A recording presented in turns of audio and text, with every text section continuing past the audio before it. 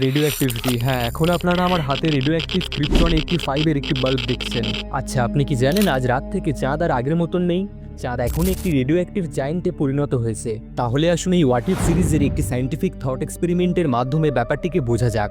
এরই সাথে কিছু শার্প সায়েন্টিফিক মাইন্ডের কাছে আমার কিছু প্রশ্ন থাকবে, যেটি হয়তো আমাদের বাঁচতে সাহায্য করবে। চাঁদের মধ্যে ন্যাচারালি ইউরেনিয়াম 238 এবং থোরিয়াম 232 আছে। আচ্ছা, ধরুন হঠাৎ করে এই ইউরেনিয়াম 238 এর মধ্যে ফিশন রিঅ্যাকশন স্টার্ট হয়ে গেল, যার কারণে সেটি চেন রিঅ্যাকশনের মাধ্যমে পুরো চাঁদকে রেডিও অ্যাক্টিভ করে তুলল। ফলে এর কিছুক্ষণের মধ্যে চাঁদ থেকে গামা পার্টিকেল, বিটা পার্টিকেল এবং নিউট্রন ফ্লাক্স ছুটে আসবে এবং পৃথিবীর ওজোন লেয়ারকে একেবারে ধ্বংস করে দেবে এবং স্যাটেলাইট, ইলেকট্রনিক্স, জিপিএস, ইন্টারনেট সবকিছুই রেডিয়েশনের জন্য কোল্যাপস হয়ে যাবে। এইবারে ধ্বংস হওয়ার পালা আমাদের। প্রথমে এই রেডিয়েশন আমাদের ডিএনএকে ধ্বংস করতে শুরু করবে, ফলে মিউটেশন হবে, সেল ডিভিশন বন্ধ হয়ে যাবে, ইমিউন সিস্টেম কোল্যাপস হবে এবং আস্তে আস্তে সমস্ত জীব মৃত্যুর দিকে এগিয়ে যাবে, অথবা কেউ কেউ শুধুমাত্র ভয়ানক মিউটেন্টে পরিণত হবে।